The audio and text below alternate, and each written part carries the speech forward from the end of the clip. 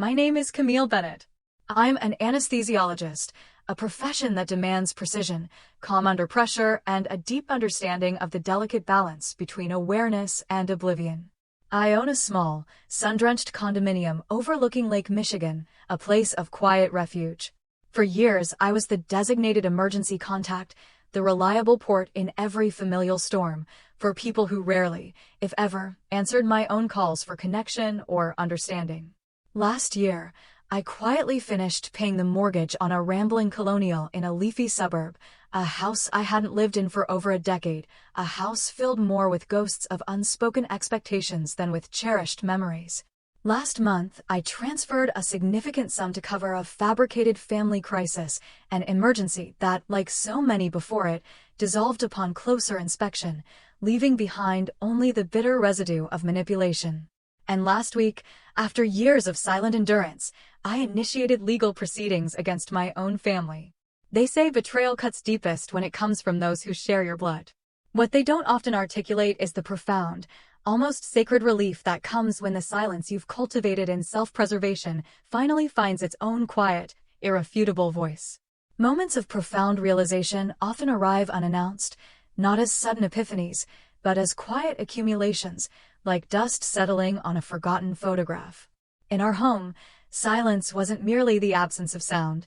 It was a language rich with unspoken rules and subtle hierarchies. One learned to interpret the cadence of a sigh, the subtle tightening around a smile, the words left hanging in the air like unsung notes. I don't recall the precise moment I began to feel invisible. Perhaps it was the year Amber, my younger sister, stumbled during her spring piano recital. Mom had rushed onto the stage, a flurry of maternal concern, her heels clicking a staccato rhythm of comfort across the polished wooden floor, enveloping Amber in a hug that seemed to absorb all the light in the room. I, who had played my own piece flawlessly just moments before, stood by the heavy velvet curtain, a small, unnoticed shadow. Or perhaps it was the afternoon I came home from school, a math competition trophy tucked carefully into my backpack, its small, gold-plated victory unseen, uncelebrated it, left to gather dust on my desk like a forgotten library book. Amber was all sunshine and effortless charm, the kind of golden light that spills through open windows on a perfect summer day, drawing everyone into its warm embrace.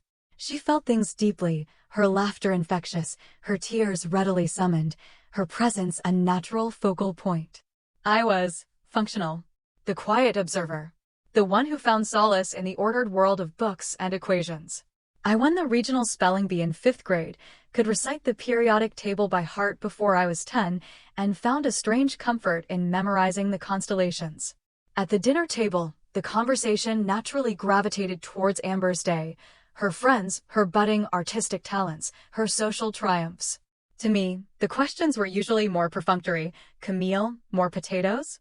I kept a journal, a simple spiral-bound notebook with a slightly bent cover, its pages filled with my neat, precise handwriting. I called it my ledger of unseen efforts. Every academic award, every successful science project, every community service certificate, I meticulously recorded.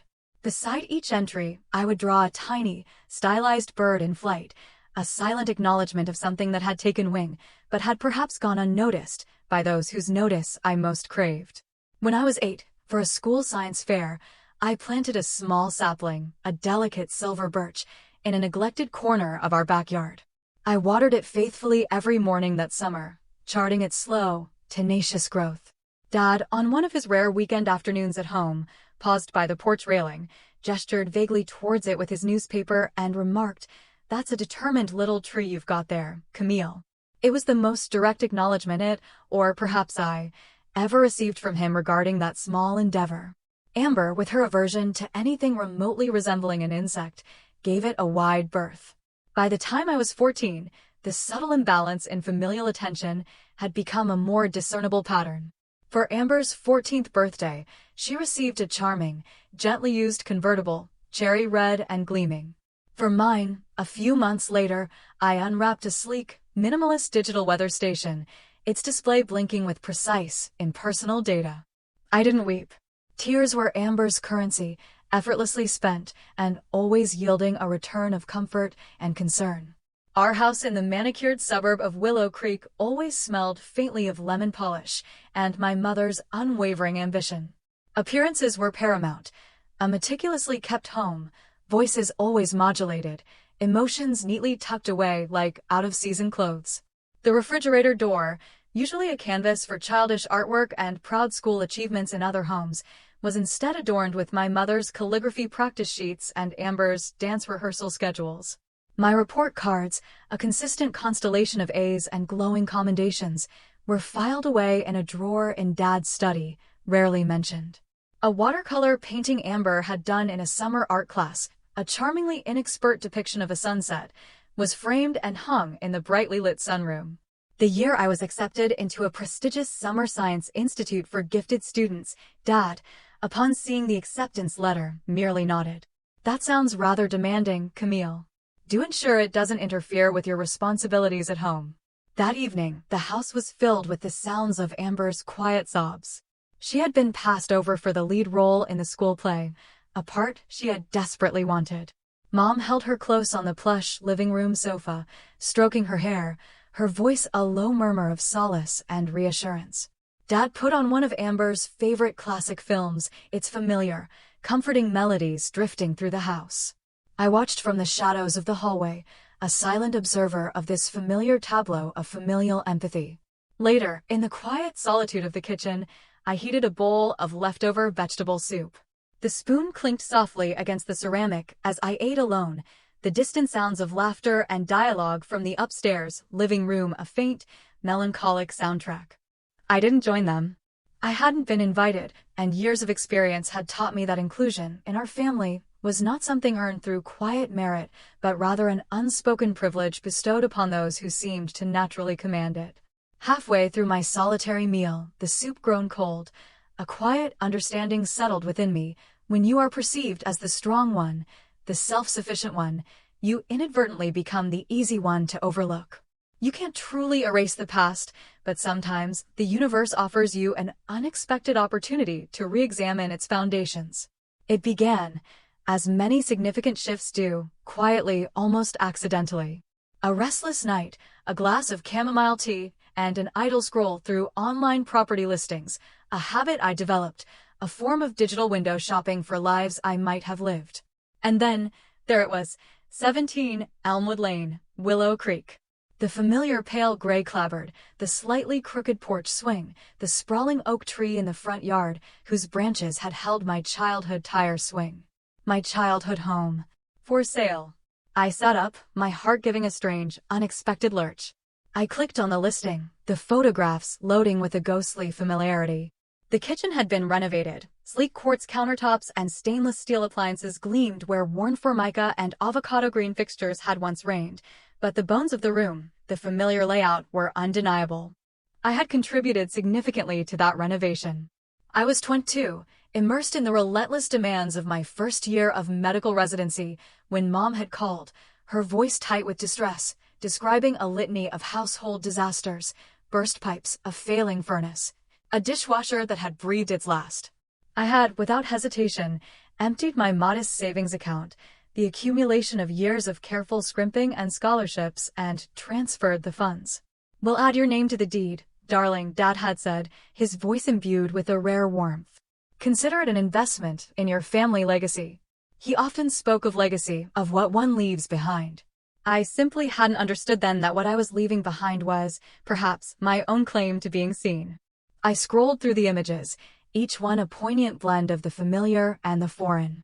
The upstairs hallway, now painted a fashionable dove gray, still bore the faint indentations where Amber and I had, as children, secretly marked our heights on the wallpaper. My marks had stopped at a determined 5'7". Amber's had soared a few inches higher, a fact she never tired of mentioning. Dad had discovered our illicit mural one afternoon and had been furious, his disappointment directed solely at me, the presumed instigator. The online property description was filled with warm, inviting prose, charming family home, meticulously maintained by original owners, ready for its next chapter. No mention of a third inhabitant, no acknowledgement of the quiet, studious daughter who had spent countless hours in the attic room, lost in books and dreams. It was as if I had been edited out of the family narrative, a footnote deemed unnecessary. I picked up my phone, my fingers surprisingly steady, and dialed my mother's number. She answered on the third ring, her voice carrying its usual crisp, efficient tone. "Camille? Is everything all right, dear? I saw the house online, Mom. It's for sale." A beat of silence, a subtle intake of breath on her end. "Yes, we felt it was the right time for a change." "You didn't think to mention it? A call? An email?" Her voice cooled, a familiar shift into a defensive posture. "Camille, there were really only two people who consistently lived in that house as a family unit. It was primarily your father's and my home, and then Amber's during her formative years." Two people. Formative years. The careful, dismissive phrasing. As if my own years there, my own contributions, my own quiet presence, had been merely incidental. I ended the call before the familiar ache in my chest could translate into words I might later regret. I then navigated to the cloud storage where I kept old, important documents. It took a few minutes of searching, but I found it, a scanned copy of the certified check I had written for the kitchen and furnace renovations. Nearly $30,000. My name clearly visible, the date, the bank endorsement. I had kept it, not as leverage, but as a quiet, personal acknowledgement of a significant sacrifice. Now it felt like something else entirely. My apartment was filled with the soft, ambient glow of the city lights reflecting off the lake. My phone buzzed on the bedside table. Mom again. I hesitated, then answered. But it wasn't her voice. It was a misdirected text message, clearly intended for my Aunt Carol, Mom's sister. "Camille is being so clinical about the house. She's always been rather detached, like a finely tuned instrument that plays all the right notes, but lacks the certain warmth. No preamble, no softening context. Just the stark, unvarnished assessment." I stared at the words until the screen went dark, then placed the phone face down. Perhaps they were right. Perhaps years of quiet striving, of seeking validation through achievement rather than affection, had indeed molded me into something efficient, precise, emotionally restrained. A finely tuned instrument. But even instruments, I thought, can resonate with pain, can feel the dissonance of being perpetually unheard. And if I was an instrument, perhaps it was time I started playing my own melody, composed in a key of self-respect. When the call came, it was 3:17 a.m. on a Tuesday. The kind of raw, pre-dawn hour when the city holds its breath and anxieties tend to loom largest. I was on call, dozing fitfully on the stiff cot in the hospital's doctor's lounge, the scent of antiseptic and stale coffee clinging to the air. The insistent buzz of my phone beside my ear jolted me awake. Amber's name glowed on the screen. A cold dread, sharp and immediate, pierced through the fog of sleep. Amber rarely called.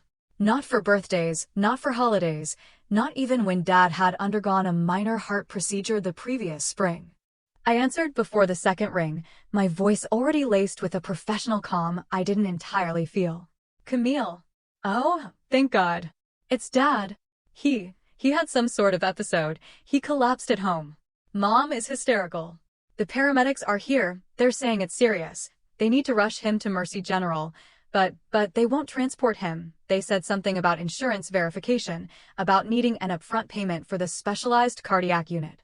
Mom's beside herself, her cards aren't working, they need $50,000, Camille." "No. Or they can't guarantee." Her voice broke into a series of ragged, convincing sobs. In the background, I could hear what sounded like my mother's voice, high-pitched and frantic, punctuated by what could have been the urgent tones of medical personnel. I didn't question. In a crisis, a true medical emergency, doubt is a luxury one cannot afford. My training, my instincts, all screamed for immediate action. My fingers, though trembling slightly, moved with practiced efficiency across my banking app on my phone. I initiated the wire transfer to the account number Amber breathlessly relayed, took a screenshot of the transaction confirmation, and sent it to her. "Mercy General," she gasped, her voice thick with unshed tears. "Main entrance. They're taking him now. Please, Camille, hurry." The drive through the deserted city streets was a blur of rain-slicked asphalt and the rhythmic sweep of my windshield wipers. My mind raced, replaying differential diagnoses, mentally preparing for the worst-case scenarios. Mercy General's emergency entrance was brightly lit, a stark beacon in the pre-dawn gloom. I rushed through the automatic doors, my coat still damp, my heart pounding a frantic rhythm against my ribs. Paul Bennett, I stated to the charge nurse, my voice clipped and urgent. Admitted within the last half hour. Possible acute cardiac event. My sister called. The nurse, a calm, middle-aged woman with kind eyes, typed his name into the system, her brow furrowed in concentration. She shook her head slowly. I'm sorry, doctor. We have no patient by that name admitted tonight. No Paul Bennett in our current ER census. A cold wave of unease washed over me. Please check again. He would have arrived via ambulance. Perhaps there was a mistake with the name. She patiently ran the search again, then cross-referenced with recent ambulance arrivals. No, doctor. I'm quite certain. We've had a relatively quiet night. Only 3 critical intakes, none matching that profile. And for the record, she added gently, Mercy General, like all accredited hospitals, does not deny or delay emergency medical treatment based on immediate ability to pay. That's not how it works. My phone felt heavy in my hand. I dialed Amber's number. It went straight to voicemail. I tried again. The same. My text message? At Mercy. Where are you? What's happening with Dad? Remained unanswered, a single gray tick mark indicating it hadn't even been delivered. I walked back out into the cool, damp air, the earlier adrenaline rush now replaced by a sickening, hollow dread. I leaned against the cool metal of my car, the drizzle misting my face, and stared unseeingly at the awakening city skyline. Then, my phone vibrated. A new text message. From Amber. We had to do what was necessary, Camille. Sometimes you have to create a crisis to get people to act. Followed, a moment later, by another. You always make everything so transactional. Why do we always have to justify needing help from our own family? I read the words over and over, the rain mingling with the sudden, hot tears that blurred my vision. Transactional. Justify. The cruel irony was a physical blow. Then, a small, rational part of my brain, the part conditioned by years of medical charting and meticulous record-keeping, remembered. The call. My phone, as a matter of habit and professional precaution, automatically recorded all incoming and outgoing calls. The entire conversation, Amber's frantic pleas, my mother's staged hysterics, the fabricated urgency, it was all there, a digital record of their calculated deception. With a newfound, chilling calm, I located the audio file. I attached it, along with the screenshot of the $50,000 wire transfer, to an email addressed to Eleanor Vance, my solicitor, a woman whose sharp intellect and unwavering ethical compass I deeply respected. The subject line was brief, urgent matter, suspected financial fraud. Eleanor's reply arrived within 10 minutes, despite the early hour. Camille, this is deeply disturbing. This is not a family misunderstanding. This is a serious offense. We need to talk immediately. I didn't weep then, not truly. The tears that had fallen were more of shock and a profound, weary disillusionment. I stood there for a long time, the city slowly stirring to life around me, the rain gradually subsiding. And in that quiet, gray dawn, I understood. They hadn't just stolen money. They had deliberately, methodically, exploited the very essence of what I believed family to be, a place of trust, of unconditional support in times of genuine need. They had taken the part of me that would have moved heaven and earth for them, and they had weaponized it. The strong one, the reliable one, had finally been pushed too far. They appeared on my doorstep on a blustery Tuesday evening, unannounced, uninvited. The intercom's harsh buzz sliced through the quiet ambience of my apartment, where I'd been attempting to unwind with a book and a cup of herbal tea. Rain, it seemed, was their constant companion, a dramatic backdrop to their recurring crises. They stood in the building's sterile hallway, illuminated by the flickering fluorescent light, my mother, clutching her worn handbag as if it contained the last vestiges of her dignity, my father, looking frail and diminished. The confident bluster I remembered from my childhood long since eroded by time and, I suspected, by the consequences of his own choices. I buzzed them in, a gesture born more of weary resignation than of welcome. They dripped rainwater onto the polished bamboo floors of my entryway. I didn't offer them towels, nor did I invite them further into the living space. They perched uneasily on the edge of my minimalist gray sofa, 2 shipwreck survivors washed up on an unfamiliar shore. The The soft strains of a classical guitar sonata played from a hidden speaker, a deliberate choice, something calming and impersonal. They didn't begin with an apology. Apologies in our family were often implied, rarely articulated, and almost never truly owned. We didn't know who else to turn to. "Camille," my mother began, her voice a low, tremulous whisper. I waited, my expression carefully neutral. "The house in Willow Creek, the bank, they're foreclosing," my father mumbled, his gaze fixed on a point somewhere beyond my shoulder. "Amber's latest business idea, it didn't work out. She needed capital. We co-signed. The equity is gone." Still, I waited. My mother's eyes, usually so sharp and appraising, now held a desperate, pleading quality. "We need your help, Camille. We have nowhere else to go." My voice, when I finally spoke, was quiet, devoid of accusation, yet unyielding. "At what point, mother, did I transition from being your daughter to being your perennial financial rescuer?" My father shifted uncomfortably on the sofa. "You've always been so capable, Camille. So resilient." I met his gaze directly. "A bridge is also strong and resilient, father. But no one ever asks the bridge how it feels to be constantly walked upon, to bear the weight of others' journeys without any regard for its own structural integrity." The metaphor landed, I could see, in the subtle flinching of their shoulders, in the way my mother's fingers tightened on her handbag. They didn't argue. They didn't protest. They simply absorbed the quiet weight of my words. I moved to the lacquered console table by the window, retrieved a plain manila envelope, and returned, placing it on the glass coffee table between us. "I have arranged for a 6-month lease on a modest, furnished apartment in a quiet neighborhood not far from here," I stated, my tone calm and businesslike. "The rent will be paid directly by me. It's clean, safe, and close to public transportation." A flicker of relief, of hope, ignited in their eyes, only to be quickly extinguished as I continued. "There are conditions. This is not unconditional. Firstly, you will sever all financial ties with Amber. No further loans, no co-signing of debts, no access to any accounts I facilitate. Secondly, you will both agree to attend regular counseling sessions, either individually or as a couple, with a therapist I will help you find. The purpose is not to assign blame, but to understand the patterns that have led us to this point, and to foster healthier coping mechanisms." My mother reached for the envelope, her hand trembling slightly. Inside, along with the lease agreement, was a clearly worded document outlining these conditions. Her breath caught as she read it. "You're asking us to abandon our daughter?" "No, mother. I am asking you to stop enabling a cycle of destructive behavior that has harmed all of us. I am asking you to prioritize your own well-being and to allow Amber, finally, to face the consequences of her own choices. And I am asking you to respect my boundaries, which have been repeatedly and grievously violated." My father looked as though he might speak, perhaps to plead, perhaps to argue, but he remained silent, his shoulders slumped in defeat. My mother stared at the document for a long, fraught moment.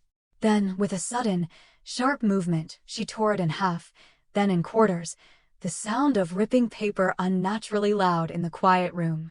The act was not one of defiance, I realized, but of a desperate, ingrained loyalty to a pattern she was unwilling or unable to break. I stood, gathered the torn pieces of paper, and calmly deposited them into the waste paper basket beside my desk. I met my mother's gaze, my own clear and steady. "Then this conversation is over. I cannot and will not continue to be a party to this dynamic. This time, you will have to find your own solutions." They didn't plead further. They didn't rage. That, at least, was a small mercy. I opened the door to my apartment. The wind had picked up, carrying with it the scent of distant rain. My father hesitated at the threshold, a flicker of something lost and bewildered in his eyes. My mother walked past him without a backward glance. I closed the door softly behind them. Not with anger, not with triumph, but with a profound, quiet sense of an ending. The silence that filled my apartment afterwards was different.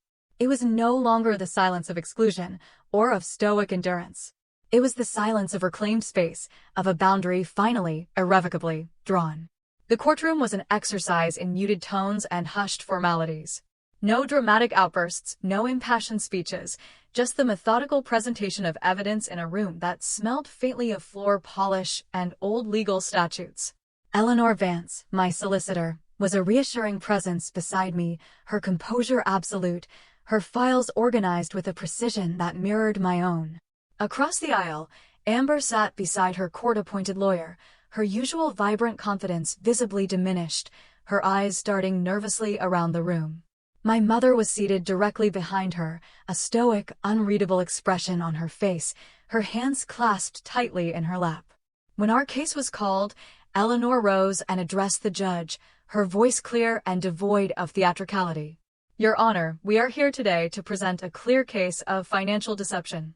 Exhibit A, she stated, placing a meticulously labeled file before the clerk, is an audio recording of a telephone conversation dated November 14th, at approximately 3:17 a.m., wherein the defendants, Ms. Amber Bennett and Mrs. Catherine Bennett, can be heard fabricating a medical emergency concerning Mr. Paul Bennett for the express purpose of soliciting funds from my client, Dr. Camille Bennett. Exhibit B contains certified bank records confirming a wire transfer of $50,000 from Dr. Bennett's account to an account designated by Ms. Amber Bennett, made under the duress of this fabricated emergency. Exhibit C comprises official admission logs from Mercy General Hospital for the night in question, and the subsequent week, unequivocally demonstrating that no patient by the name of Paul Bennett was admitted, nor was any patient presenting with symptoms described in the recorded call. Eleanor presented each exhibit with a quiet, almost gentle finality. Amber fidgeted, her gaze flickering between the judge and her silenced phone. My mother remained motionless, her stare fixed on some distant point beyond the courtroom walls. Then, Eleanor called her first and only witness. The plaintiff calls Ms. Priya Sharma to the stand. Priya, Amber's former best friend and, for a brief, ill-fated period, her business partner in a failed boutique spa venture, rose from the gallery. She was dressed in a simple, professional navy suit, her demeanor calm and composed. After being sworn in, she sat, her posture erect, her voice steady as she answered Eleanor's questions. Ms. Sharma, Eleanor began, were you privy to any conversations between Ms. Amber Bennett and Mrs. Catherine Bennett regarding their financial interactions with Dr. Camille Bennett? Yes, I was, Priya replied. On several occasions. There was a recurring theme. Could you elaborate on that theme for the court? Amber often referred to Camille as their safety net, or emergency fund. There was a conversation I recall specifically, approximately 2 weeks before the incident involving the alleged medical emergency. Amber and her mother were discussing outstanding debts related to the spa. Amber said, and I remember her words clearly, "Don't worry, Mom. If things get really desperate, we can always count on Camille. She gets all emotional and panicky when it comes to Dad's health. We just need to make it sound convincing enough, really sell the crisis." A low murmur rippled through the courtroom, quickly silenced by the judge's raised hand. Eleanor continued, Ms. Sharma, did Mrs. Bennett ever express similar sentiments? Yes. On another occasion, Mrs. Bennett was lamenting some investment losses. She said something to the effect of, well, at least we have Camille. She's so responsible with her money. And she'd never let her father suffer. We just need to frame the request carefully. Priya then produced printed copies of email exchanges between herself and Amber, emails where Amber had, with alarming casualness, outlined strategies for managing Camille's guilt complex to secure financial assistance. The digital evidence was damning, a stark illustration of a long-standing pattern of manipulation. The defense attorney's cross-examination was brief and largely ineffective. Priya's testimony was consistent, credible, and corroborated by the email evidence. The judge, a woman with a reputation for her sharp intellect and no-nonsense demeanor, then addressed Amber and my mother directly. Ms. Amber Bennett, Mrs. Catherine Bennett, do you have any evidence or testimony to refute the claims and evidence presented here today? A heavy silence filled the courtroom. Then, my mother stood, her voice raw with an emotion I couldn't quite decipher. Was it desperation? Defiance? Or a strange, twisted form of maternal pleading? She's still our daughter, Your Honor. Our flesh and blood. I met my mother's gaze, my own steady, my voice quiet but clear when I responded, not to her, but to the court, and I, Your Honor, am their creditor. Even Eleanor seemed momentarily taken aback by the stark finality of my statement. The rest of the proceedings were a formality. The judge delivered her ruling, a clear finding of fraudulent misrepresentation. A judgment was entered, a structured repayment plan mandated. It didn't magically erase years of emotional pain or betrayal, but it did provide a legal framework, a formal acknowledgement of the wrong that had been committed. It transformed the nebulous ache of familial wounds into a defined, legally recognized debt. As we were gathering our belongings, Amber finally spoke, her voice laced with a bitter resentment. "You've destroyed our family, Camille." I turned to face her, my expression calm. "No, Amber. I simply stopped allowing you and Mother to destroy me. There's a difference." She had no reply, her face a mask of stunned disbelief, as if the very foundations of her world had crumbled. Priya caught up with me in the hushed corridor outside the courtroom. She placed a gentle hand on my arm. "Thank you, Camille," she said softly, "for your courage, for not letting them silence you. You've no idea how many times I wished I'd had the strength to do what you just did."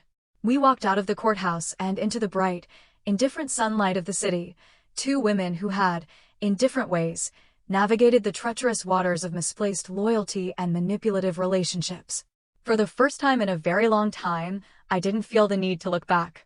I had once believed family was an unbreakable bond, an immutable fact of birth. I was learning, slowly but surely, that true family, the kind that nurtures and uplifts, is often a conscious choice, a carefully cultivated garden of mutual respect and genuine affection. The table in my small dining alcove was set for 6.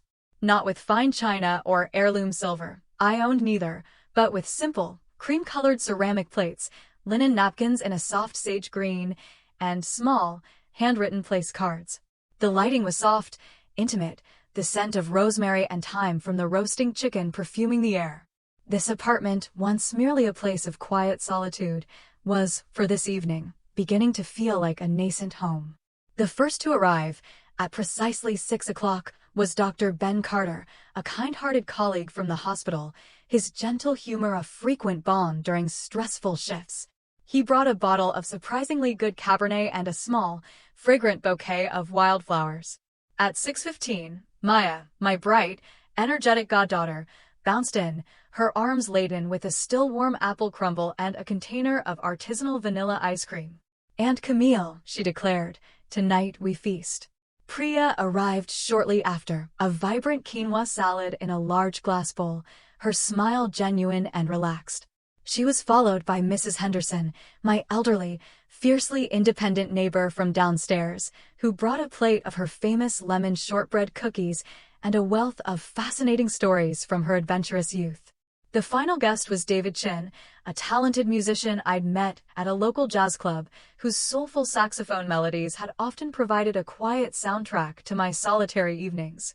He came bearing a loaf of freshly baked sourdough bread, its crust perfectly golden.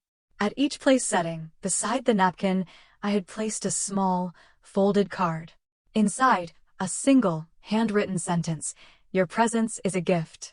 They read them, one by one, a quiet understanding dawning in their eyes. There were no effusive thanks, no grand pronouncements. None were needed. The sentiment was reflected in the warmth of their smiles, in the comfortable ease with which they settled around my small table. I stood, my wine glass in hand, my heart feeling unexpectedly full. "This is," I began, my voice a little unsteady, "the first time I've ever hosted a holiday meal. And each of you, in ways you may not even realize, has helped make this possible, has helped me find my way to this table, to this moment." A few soft smiles answered me. Ben raised his glass in a silent toast.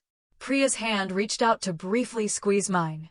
Dinner was a symphony of shared laughter, quiet conversation, the clinking of glasses, and stories exchanged with an openness and warmth that had little to do with shared DNA and everything to do with genuine connection. We spoke not of past grievances or legal battles, but of books read, music discovered, small triumphs celebrated, dreams still being pursued. After Maya's apple crumble had been thoroughly enjoyed and the last of the coffee poured, I excused myself for a moment and went into my study. The drawer where I kept legal documents still held the files pertaining to the recent court case, but tonight, I wasn't drawn to them. Instead, my gaze fell upon a small, unassuming envelope I had found tucked away in an old medical textbook earlier that week. It was addressed to me in my father's familiar, slightly shaky handwriting, postmarked nearly a year ago, but clearly never mailed, perhaps forgotten, or perhaps left for me to find at a time when its message might truly resonate. Inside, a single sheet of notepaper. My dearest Camille, it read. I have often prided myself on my strength, on my ability to provide. I realize now, perhaps too late, that in focusing on being the strong patriarch, I failed to see the quiet strength you always possessed, the strength you consistently offered us, even when it was not reciprocated or even properly acknowledged. I thought your independence meant you didn't need our support, our affection. I see now that independence is often what one cultivates when support and affection are not readily available. I am sorry, my daughter, for the ways in which I, and we, failed to truly see you, to cherish the remarkable woman you have become. My regrets are many, but my pride in you, however belatedly recognized, is immeasurable. No excuses, no justifications. Just a raw, honest acknowledgement. I read it once, then again, the words sinking into my heart like gentle rain on parched earth. Back in the warm glow of the living room, where my small, chosen family was engaged in relaxed conversation, the fireplace casting dancing shadows on the walls, I quietly slipped the letter into the flames. I watched as the paper curled, blackened, and dissolved into ash, its message absorbed, its purpose fulfilled. I returned to the table, picked up my glass. To found families, I said, my voice clear and true, and to the quiet, profound joy of finally, truly, being seen. The woman they had tried to silence had found her voice, not in anger, but in a quiet, unwavering assertion of her own truth. The strength they had taken for granted had become her shield, and then, her liberation. Justice, she discovered, wasn't always a thunderous verdict. Sometimes, it was the steady, irrefutable accumulation of documented facts, the quiet dignity of holding one's ground. When entrenched patterns of dysfunction are met with courage and clear boundaries, the resulting transformation can resonate through generations. Some families are the ones we are born into, their dynamics often complex and challenging. But others, the families of the heart, are the ones we consciously choose, the ones we build with intention, rooted in mutual respect, shared values, and the quiet, enduring strength of genuine connection. Perhaps you, too, have been the strong one for too long, the quiet keeper of others' comforts, the silent absorber of their unspoken expectations. But remember, silence, when it is a choice born of self-preservation, can be a powerful strategy. And the most profound peace often comes not from changing others, but from reclaiming the authorship of your own story, from learning to nurture your own garden, one carefully chosen seed, one act of self-love at a time.